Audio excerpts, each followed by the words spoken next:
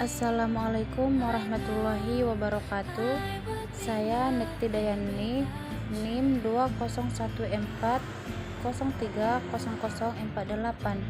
jurusan Manajemen Pendidikan Islam.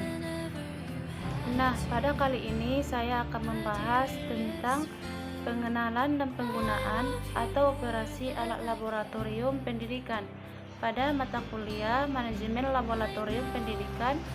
Dosen pengampu Ibu Eci Sri Wahyuni, MPD. Baiklah, yang pertama saya akan membahas tentang pengertian alat-alat laboratorium pendidikan. Alat-alat laboratorium merupakan alat-alat yang digunakan dalam kegiatan di laboratorium kimia yang dapat dipergunakan berulang-ulang. Ini juga dibutuhkan dalam proses penelitian ataupun praktikum. Yang kedua yaitu pengenalan dan penggunaan atau operasi alat laboratorium pendidikan. Yang pertama yaitu tabung reaksi. Tabung reaksi digunakan untuk mereaksikan zat, dapat dipanaskan pada nyala api oksida. Yang kedua yaitu tabung mikro. Digunakan untuk tempat bahan yang diendapkan dengan alat sentrifuge. Yang ketiga yaitu penjepit tabung. Dipakai untuk memegang tabung reaksi, terutama dalam kegiatan panas atau ketika mereaksikan larutan yang berbahaya. Yang keempat, tabung rak reaksi. Digunakan untuk tempat tabung reaksi. Yang kelima, pengaduk gelas. Digunakan untuk mengaduk larutan.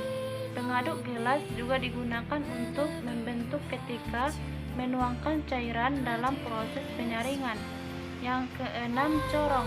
Digunakan untuk memasukkan cairan ke dalam wadah yang tempat larutannya sempit, seperti botol, labu ukur, dan lain-lain. Yang ketujuh, gelas arloji.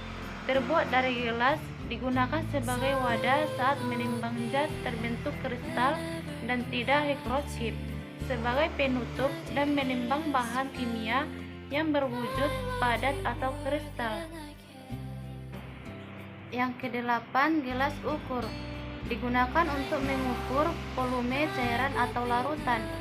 Yang kesembilan, gelas piala atau gelas beker. Digunakan sebagai wadah untuk mengaduk, mencampur, menguap, atau mendekatkan larutan dan memanaskan cairan.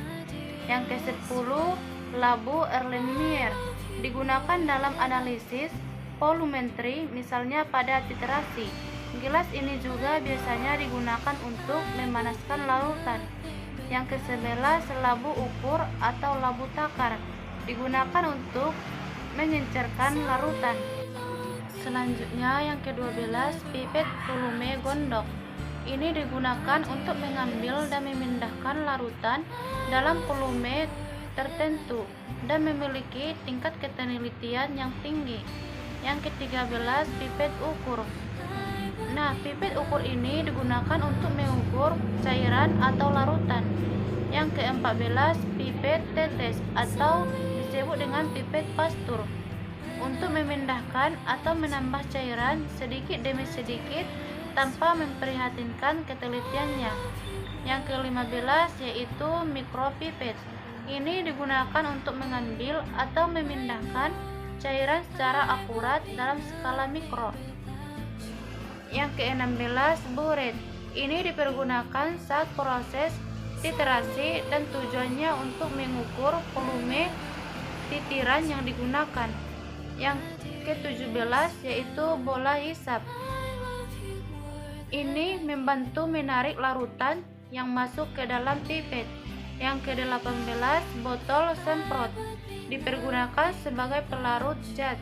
Yang ke-19, cawan perselen atau cawan penguap. Digunakan sebagai tempat penguap larutan. Menggabungkan kertas saring dan memijarkan endapan sehingga berbentuk senyawa yang stabil. Yang ke-20, piring atau cawan tes. Alat ini digunakan untuk mereaksikan zat dalam jumlah kecil. Yang ke-21, lumpang. Ini dapat menghaluskan bahan yang akan digunakan. Selanjutnya yang ke-22, kasa asbes.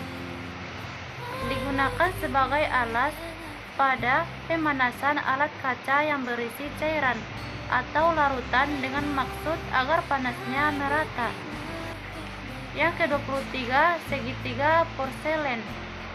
Alat ini digunakan sebagai penumpang cawan porselen yang akan dipanaskan di atas kaki tiga. Yang ke-24, kaki tiga. Kaki tiga ini alat penumpang kasa asbes atau segitiga porselen yang ditumpangi alat kasa atau cawan porselen yang akan dipanaskan. Yang ke-25, statif. Alat ini adalah alat penyangga buret dengan bantuan klem buret yang terbuat dari bes. Yang ke-26, alat sentrifugasi. Alat sentrifugasi ini digunakan untuk memisahkan campuran yang tidak saling larut akibat gaya sentrifugal dengan kecepatan tinggi. Yang ke-27 yaitu neraka analitik. Neraka analitik ini digunakan untuk mengukur massa suatu zat, umumnya dalam rentang miligram hingga gram, baik terbentuk padat maupun cair. Yang ke-28 itu yaitu voltameter. Alat ini adalah alat yang digunakan untuk melakukan proses homogenisasi larutan dalam jumlah kecil. Yang ke-29 ataupun yang terakhir yaitu pemanas air atau waterback. Digunakan untuk memanaskan suatu bahan dengan tujuan mempercepat reaksi, menghomogen larutan, atau memberikan kondisi optimal suatu reaksi. Baiklah, hanya sekian yang dapat saya sampaikan. Semoga bermanfaat. Terima kasih.